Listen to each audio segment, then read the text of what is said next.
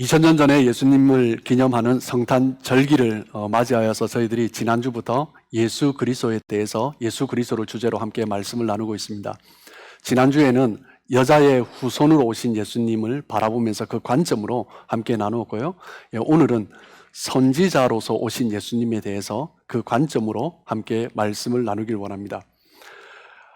예수님께서 여자의 후손으로 오셨고 그리고 장성하신 이후에 이제 공생애를 시작하셨죠.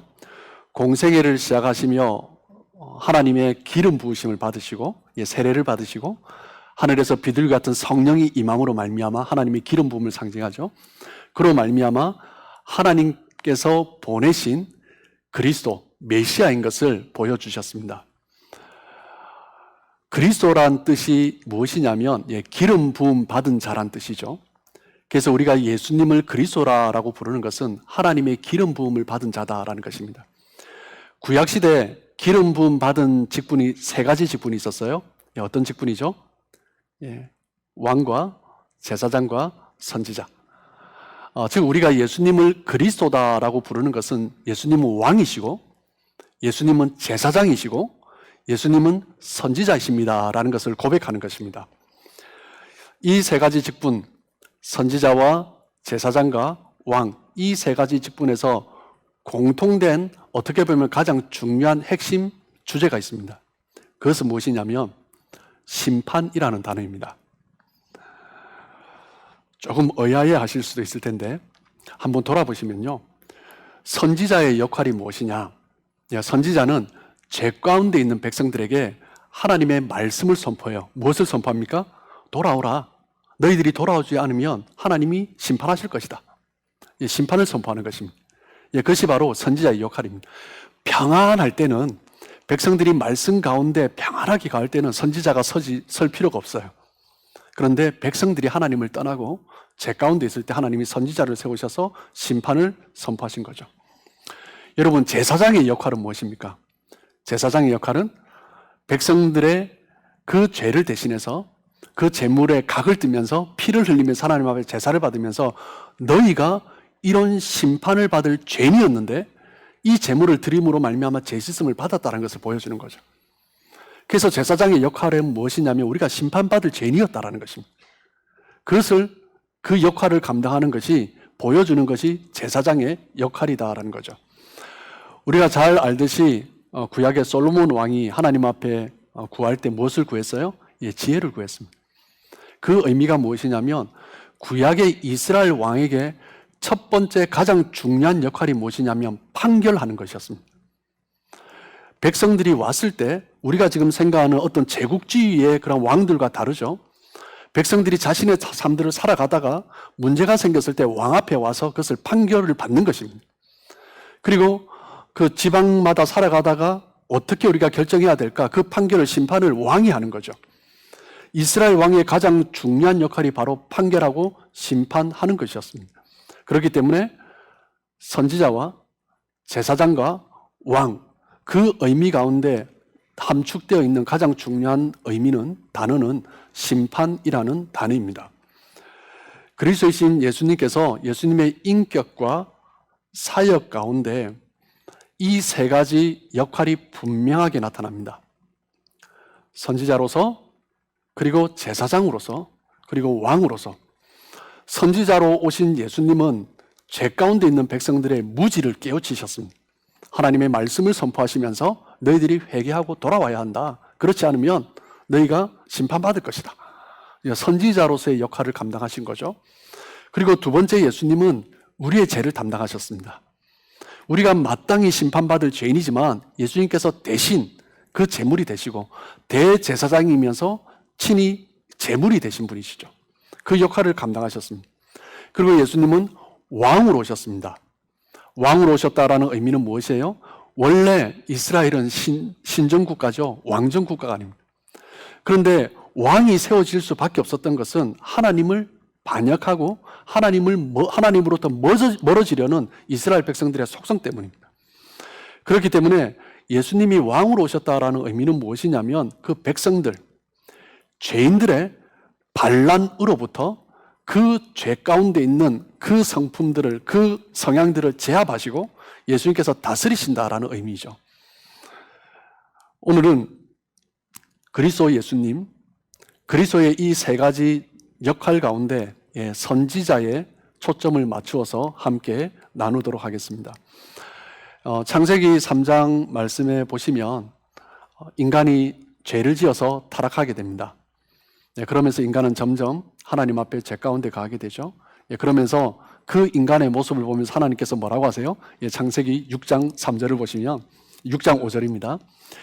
여호와께서 사람의 죄악이 세상에 가득한과 그의 마음으로 생각하는 모든 계획이 항상 악할 뿐임을 보시고, 인간이 죄로 말미암아 타락해서 그냥 개인의 삶뿐만 아니라 죄악이 세상에 가득했다. 예전 개역 한글 번역에 보면 관영했다라는 표현을 쓰죠. 그것이 너무나 편만하게 드러나 있었다라는 것입니다. 그냥 가득한 것과 관영은 그냥 깊숙하게 뿌리 내렸다라는 거죠. 그렇기 때문에 사람들의 그 생각하는 것, 그 계획하는 것, 그 모든 마음에 있는 것들이 악한 뿐이다 라고 하나님께서 보시면서 한탄하셨습니다. 제 가운데 있는 사람들, 그 사람들은 마음에 악한 것들이 가득하게 되면서 하나님으로부터 엇나가는 그런 삶을 선택하고 계획하게 된 것입니다. 그러면서 인간은 점점 더 부패해져 갑니다. 그 인간의 모습을 보면서 시편에서는 시편 기자가 이렇게 고백합니다. 14편 1절입니다. 어리석은 자는 그의 마음에 이르기를 하나님이 없다 하는도다. 그들은 부패하고 그 행실이 가증하니 선을 행하는 자가 없도다. 어리석은 자가 누구입니까? 하나님이 그 마음에 없다 하는 자입니다. 하나님께서 다스리지 않는 거죠. 그 마음에 하나님께서 주장하지 않는 것입니다. 그냥 내 생각, 내 뜻을 따라 살아가는 거죠. 그렇기 때문에 하나님이 없이 자신의 생각을, 계획을 쫓아 살아가다 보니 그 마음이 더 부패해지고 가증한 행실을 행하게 된다라는 것입니다. 에베소서 4장 18절에 사도 바울은 이렇게 말을 합니다. 그들의 총명이 어두워지고 그들 가운데 있는 무지함과 그들의 마음이 굳어짐으로 말미암아 하나님의 생명에서 떠나 있도다. 심각한 말씀이죠. 하나님으로부터 점점 멀어지면서 하나님에 대해서 무지함, 하나님을 점점 잊어가면서 그 마음이 더 굳어지는 거죠. 왜 마음이 딱딱해져요? 하나님을 자꾸 잊어버리기 때문입니다. 하나님의 다스림을 놓치기 때문이죠. 그러면 마음이 굳어집니다. 그러면 딱딱한 마음, 딱딱한 말을 하게 되는 거죠. 그 결과는 무엇이에요? 결국 하나님의 생명에서 떠나게 된다라는 거죠. 사실 이 어둠은 어떤 어둠이에요? 우리 내면의 어둠, 우리 영적인 어둠. 이 어둠은 너무나 깊기 때문에 어둠 가운데 있는 자가 자기 눈이 어둡다라는 사실도 깨닫지 못하면서 살아가고 있는 것입니다. 인간이 타락하고 범죄함으로 말미암아 하나님의 말씀도 듣지 않고 하나님의 말씀도 깨닫지 못하고 그렇게 죄 가운데 살아가다 보니 이제는 하나님께서 그 이스라엘 백성들에게 다 말씀하시는 것이 아니라 특별히 선택한 사람들을 부르셔서 하나님께서 말씀하십니다. 다른 사람에게 말을 해봐야 하나님의 말씀을 듣지도 못하고 깨닫지도 못하는 거죠. 그래서 선택된 사람들을 부르셔서 하나님의 말씀을 들을 귀를 가진 자를 선택하셔서 어디 가운데? 그의 백성들 가운데서요. 그 사람을 선택하셔서 하나님이 말씀하신 것입니다.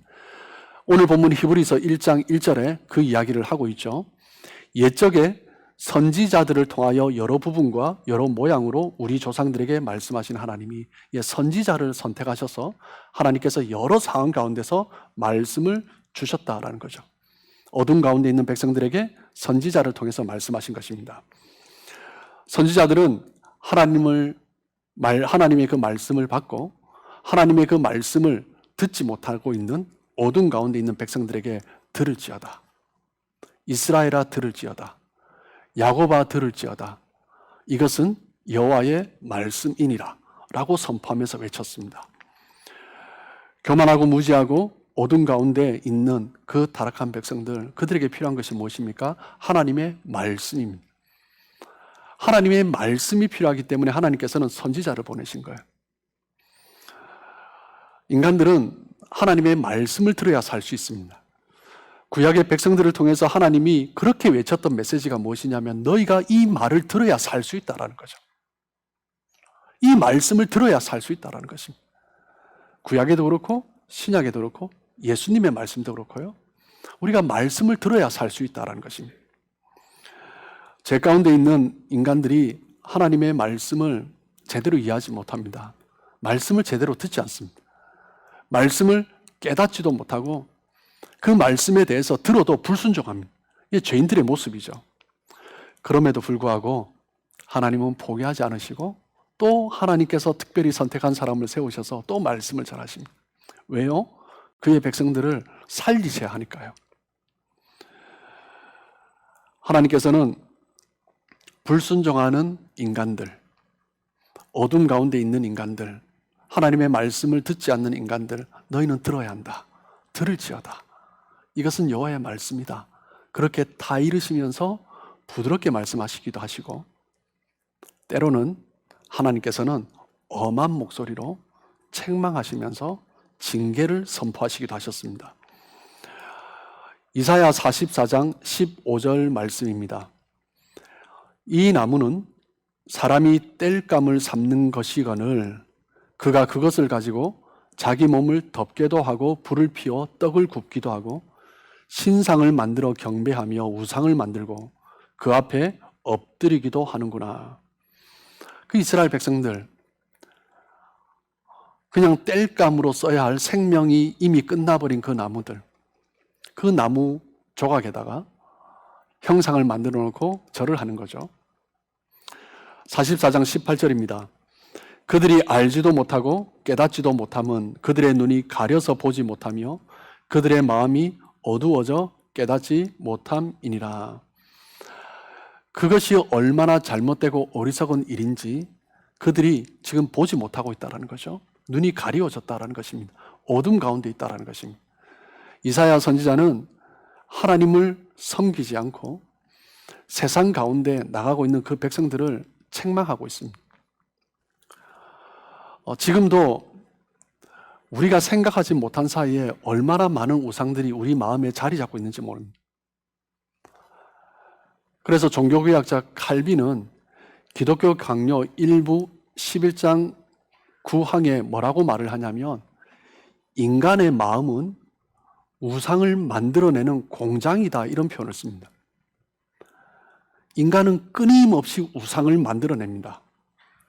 인간의 마음은 교만하고 무모한 것으로 가득 차 있어 자신의 능력에 따라 감히 신을 만들고 신을 상상하고 신을 생산해낸다. 그래서 인간의 마음은 우상 공장이다, 이런 표현을 썼습니다. 우리 인간이 하나님 앞에 귀 기울이지 않고 하나님의 말씀에 순종하지 않지만 그때에도 하나님은 포기하지 않으시고 또 선지자를 세우셔서 보내주시고 또 보내주시고 또 보내주셨습니다. 타락한 인간의 모습이 어떤지 아시기 때문에. 제가 중학생 때 어두운 시골 산길을, 해가 진 이후에 시골 산길을 넘어간 적이 있습니다. 중학생 때 혼자서요. 그때 생각하면 한 35년 이렇게 지난 것 같네요. 지금도 그때의 느낌이 생생합니다. 그 산길을 넘어갈 때 바스락 소리만 들려도요, 온몸이 오싹하고요. 짐승 소리가 들리면 어찌할 바를 몰라서 그냥 내달렸던, 앞도 제대로 보이지 않는데 막 내달렸던 그런 기억이 있습니다. 그러다가 저 멀리 마을 불빛이 보일 때 얼마나 반가웠는지 모릅니다.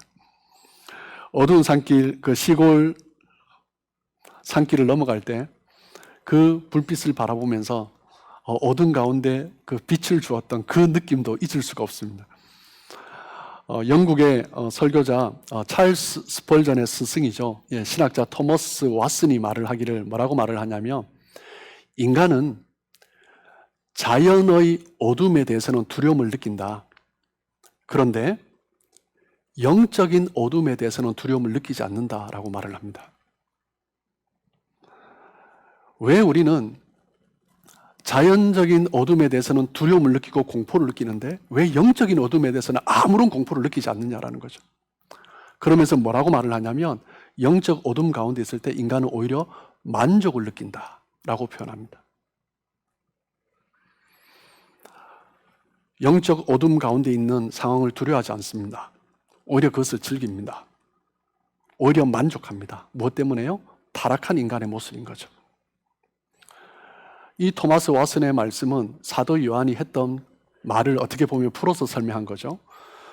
요한복음 3장 19절입니다.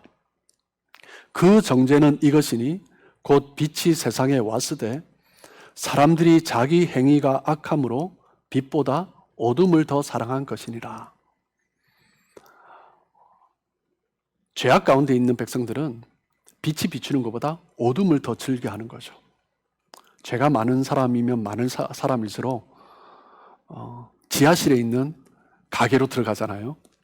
거기서 그냥 어둠 가운데서 생활하는 거죠. 여러분, 지금도 우리에게 선지자가 필요합니다. 하나님의 말씀을 선포할 선지자가 필요합니다. 우리를 영적인 무지에서, 영적인 어둠에서 이끌어내어줄 선지자가 필요합니다. 하나님은 그 무지한 백성들을 향하여서 선지자를 선택하고 세우셔서 하나님의 말씀을 주셨습니다. 깨닫지 못하는 그 이스라엘 백성들에게 하나님은 말씀을 주셨습니다. 히브리서 1장 2절입니다.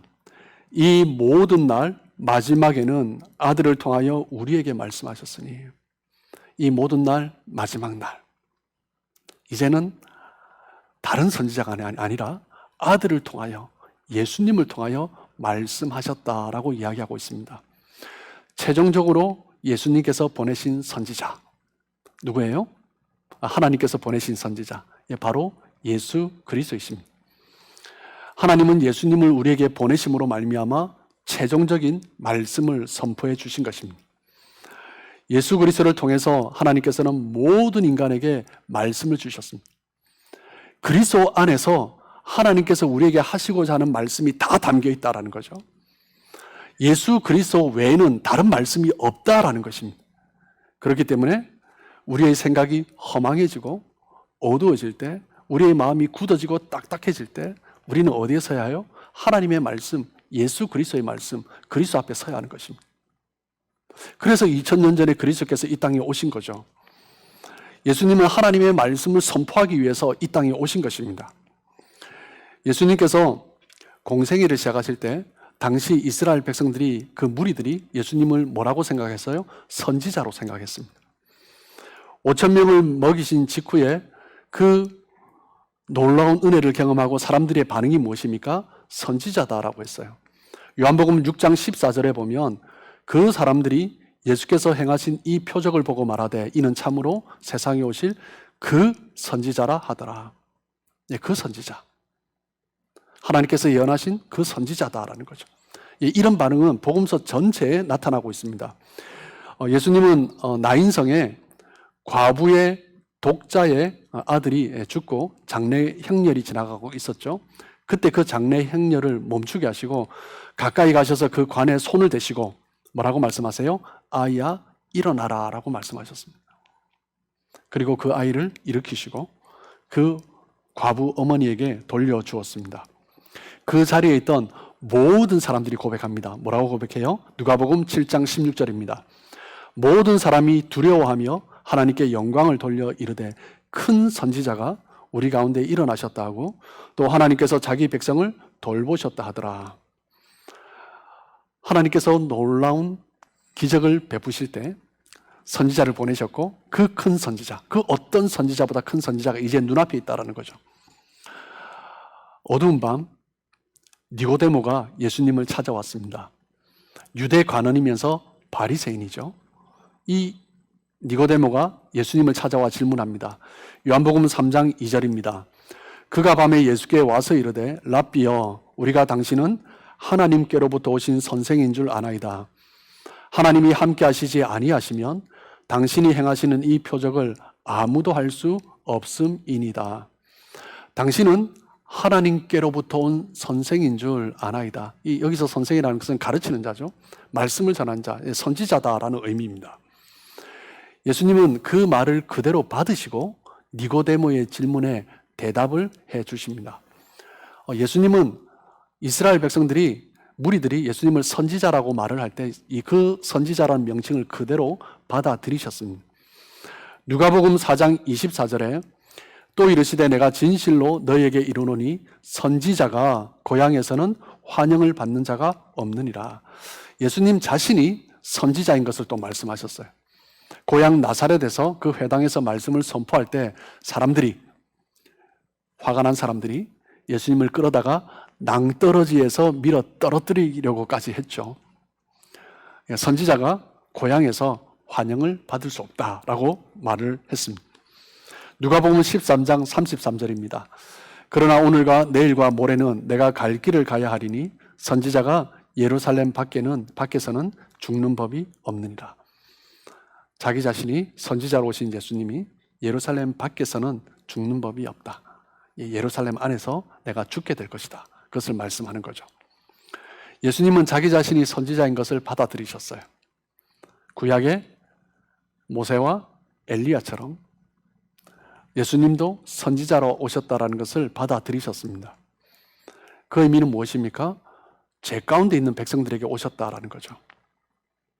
어둠 가운데서 하나님을 깨닫지 못하고 말씀을 깨닫지 못하는 그들 가운데 오셨다라는 거죠. 하나님께서 선지자를 세우실 때는 항상 그런 상황이었습니다. 그 가운데 예수님이 오셨다라는 거죠. 2000년 전에 예수님께서 이 땅에 오셨다는 것은 그 땅이 너무나 어두웠다라는 것입니다.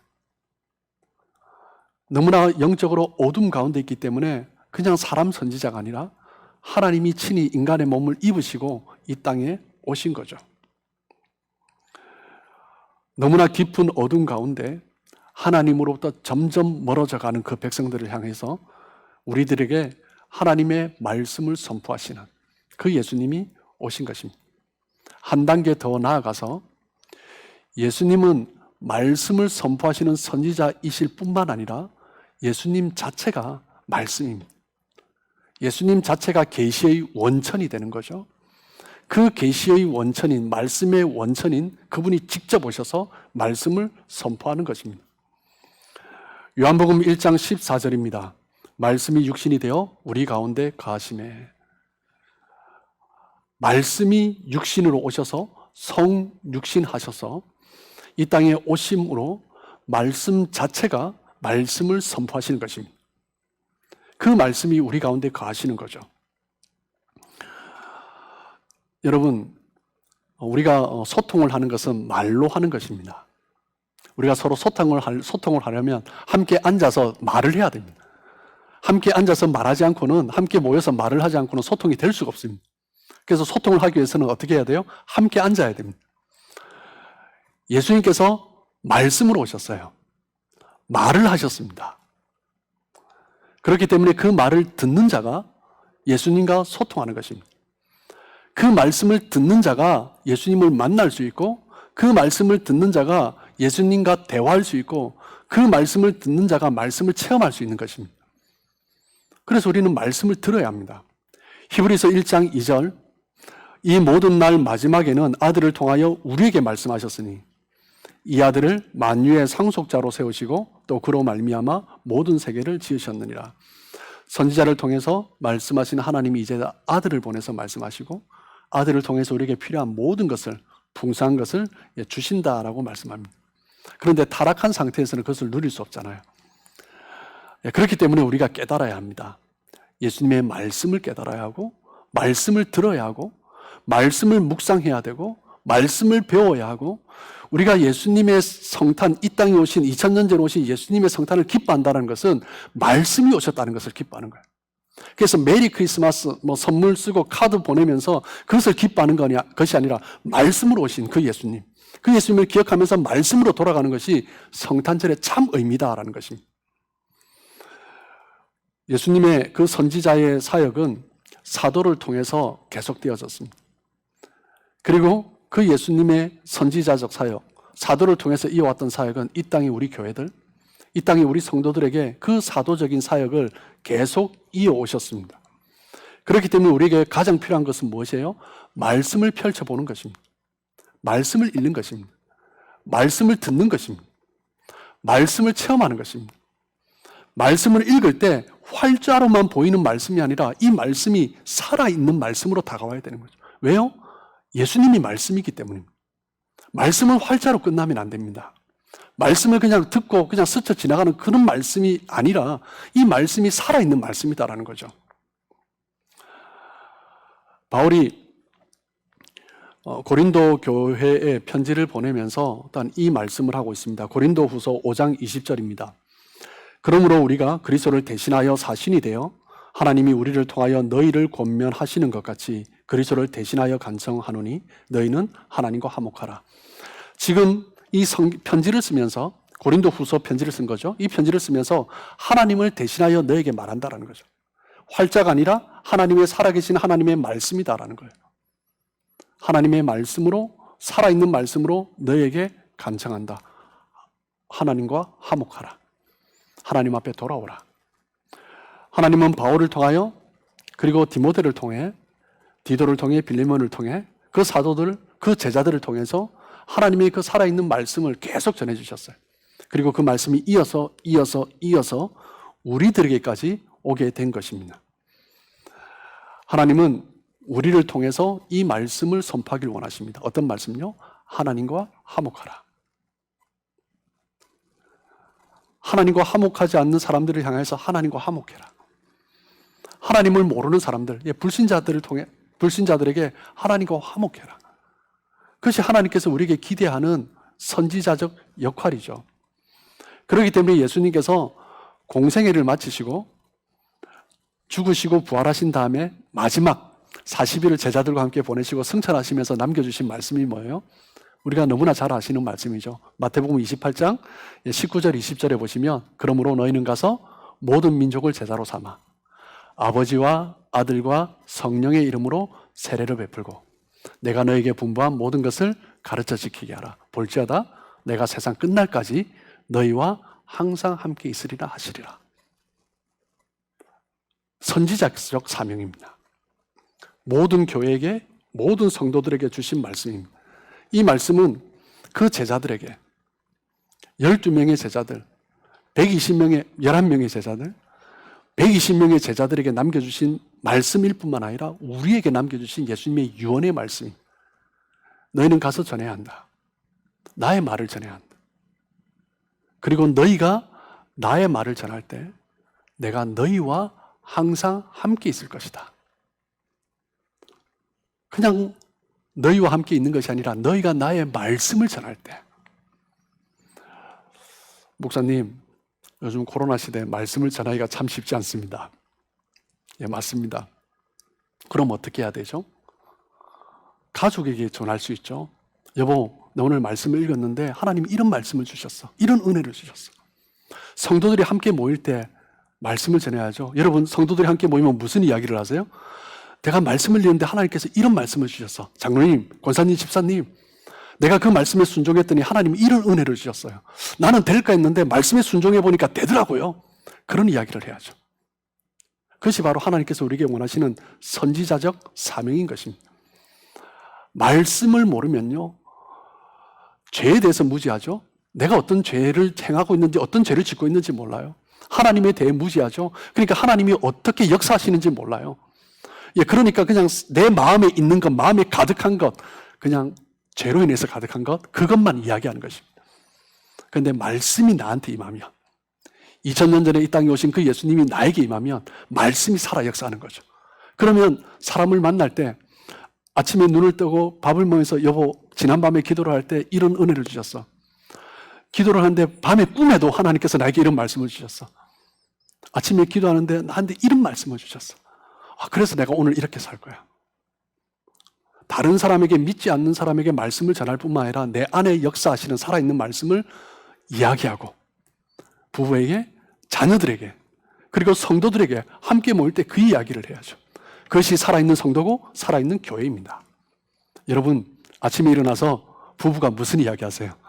하루를 마치고 일과를 다 마치고 잠자리에 됐을 때 부부가 무슨 이야기를 하세요? 성도들이 오랜만에 만날 때 무슨 이야기를 하세요? 말씀을 이야기하면 나는 살아있는 성도입니다. 살아있는 그리스도인이에요. 그런데 말씀이 없고 그냥 마음에서 굳은 것들, 그런 것들이 나오면 그냥 내 안에 말씀이 점점 사라지는 거죠. 다른 말로 표현하면 생명에서 사라지는 것입니다. 예수님이 사마리아를 지나가시면서 수가라는 마을에, 수가성이죠, 그 우물가에서 한 여인을 만나셨습니다. 그 여인은 어떤 여인이에요? 남편이 5이 있었어요. 그리고 지금 살고 있는 남자도 남편이 아닌 다른 남자랑 동거 중인 여자입니다. 우물가에서 그 여인은 낯선 유대인을 만났고 생각지도 못한 대화를 이어갑니다. 예수님의 말씀을 점점 들으면서 이 여인은 점점 눈이 띄어지기 시작합니다. 그러면서 뭐라고 고백해요? 내가 보니 선지자로소이다. 당신은 선지자입니다. 대화가 이어지면서 예수님은 이 여인에게 무엇이 필요한 것을 아시고 이야기하셨습니다. 그리고 이 여인은 깨달음을 얻지만 확신하지는 못합니다. 예수님으로부터 말씀을 들었지만 깨달음은 얻지만 확신하지 못해요. 그래서 이 여인이 대화를 마무리하려고 합니다. 뭐라고 해요? 요한복음 4장 25절입니다. 여자가 이르되 메시아 곧 그리스도라 하는 이가 오실 줄을 내가 아노니 그가 오시면 모든 것을 우리에게 알려주시리다. 선생님, 선지자 선생님, 무슨 말인지 알겠는데 참 좋은 말씀이에요. 그런데 우리가 마지막 날 그리스도께서 오셔야 이제 확신할 수 있어요. 이제 모든 것을 알게 될 거예요. 당신도 그렇게 알게 될 거예요. 그러면서 이제 마무리하려고 하는 거죠. 그때 예수님이 뭐라고 말씀하세요? 예수께서 이르시되 네가 말하는 내가 그니라 하시니라. 이에는 깜짝 놀라죠. 그런데 이 사마리아 여인의 고백에 정말 놀라운 신학적 통찰이 있습니다. 그리스도께서 오시면 모든 것을 알게 된다는 거죠.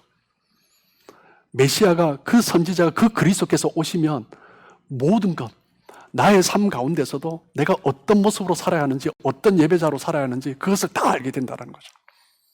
이 사마리아 여인이 남편이 5 있었고 지금도 남자로 동거하고 있는 여인이 그런 신학적인 통찰이 있었습니다. 여러분, 그리스도께서 2000년 오셨습니다. 우리에게 이미 오셨습니다. 그 그리스도 안에서 우리는 이 여인이 깨달았던 그런 신학적 통찰이 있어야죠. 그리스도 안에서 모든 답이 있는 것입니다. 그리스도께서 오시면 모든 것을 다 알려주시는 것입니다. 우리에게 어려움이 있고 문제가 있을 때, 우리가 어떻게 살아가야 할지 잘 모를 때, 내가 좌절하고 낙심할 때 어디서 답을 얻어요? 그리스도께서 다 알려주시는 거죠. 예수님의 대답을 듣고 내가 바로 그니라, 그 말을 듣고 이 여인은 자신의 생명줄이었던 그 물 항아리를 던지고 마을로 뛰어갑니다. 그 마을은 어떤 마을이에요? 자기를 향해서 멸시하고 모욕했던 사람들이 가득한 곳이에요. 그 마을로 들어가지도 못했어요, 이 여인은. 그런데 자신의 생명줄을 던지고, 생명의 수단 그 물 항아리를 던지고 자기를 모욕하고 멸시하던 사람 사이로 뛰어 들어가는 것입니다. 가서 뭐라고 말을 해요? 내가 그리스도를 만났다. 나에게 그리스도께서 오셨다. 그는 내가 행한 모든 것을 또 알고 계시고 말씀하시고, 나의 수치, 부끄러움, 그것까지도 말씀하시고, 그리고 나를 씻어주시고, 내 안에 여전히 갈급했던 나의 영적인 피로를 채워주셨다. 그것은 말을 하는 것입니다. 그 사람들은 이미 하나님을 알고 있는 사람이에요. 어떻게 보면 그 사람들은 생각하기를 이 수가성 사마리아 이 여인보다 우리가 훨씬 더 하나님의 말씀에 대해서 더 잘 알고 있다고 생각하는 사람들입니다. 그런데 이 여인은 그곳으로 달려갔어요. 그 여인이 하나님을 만나고 그리스도를 만나는 그 확신 가운데 가서 전하니 사람들이 마을 밖으로 그 우물가로 나오는 것입니다. 무슨 일이야? 저 여인이 어떻게 저렇게 변했지? 여러분, 우리가 성탄절기를 맞이하면서 우리는 이 그리스도를 만나고 있는가? 선지자로 오신 예수 그리스도, 이 예수님이 어떤 분인지 우리는 돌아봐야 합니다. 이 성탄절기에 정말 우리에게 필요한 것은 무엇입니까? 예수님이 누구시며 예수님이 어떤 일을 행하셨는지, 예수님이 행하신 일이 어떤 일인 줄 우리는 말해야 되는 거죠. 예수님의 그 죽음의 중요성과 그 부활의 능력, 예수님의 그 승천한 그 것들을 일단 우리가 말을 하며, 그리고 그 예수님께서 사도들에게 선지자적인 사명을 주셨고, 그리고 지금 나에게 이 선지자적 사명을 주신 거죠. 그 수가성의 사마리아 여인은 지금 선지자적 사명을 수행하고 있는 것입니다. 누가 그래야 돼요? 우리가 그래야 되는 거죠. 누가요? 예수님을 만난 사람들이 그렇게 할 수 있는 것입니다. 내가 만난 예수님, 나를 회복하여 주신 예수님, 나의 기도를 들으신 예수님, 나의 필요를 채워주시는 예수님, 나에게 말씀을 깨닫게 해주시는 그 예수님, 내가 발견한 그 하나님, 그 하나님의 은혜, 그 그리스도 안에서 내가 만난 예수님을 이야기하는 것이 이 땅에 2000년 전에 오신 예수님을 가장 기뻐하고 그 예수님께, 그 하나님께 영광을 돌리는 일입니다. 성탄을 가장 기쁘게 여러분들이 보내시고, 그리고 이 성탄, 하나님을 가장 기쁘게 할 수 있는 일이 무엇이에요? 내가 말씀 안에 거하는 거죠. 말씀을 깨닫고 말씀을 묵상하고 그 말씀을 선포하고, 믿지 않는 사람들에게도 하면 너무 좋죠. 예, 그러지 못할 상황이라면 나의 아내에게, 나의 남편에게, 나의 자녀들에게, 나의 부모에게, 나의 형제들에게, 그리고 옆에 있는 성도들에게, 그리고 저에게도, 목사님 정말 말씀 가운데 이런 은혜를 주셨어요.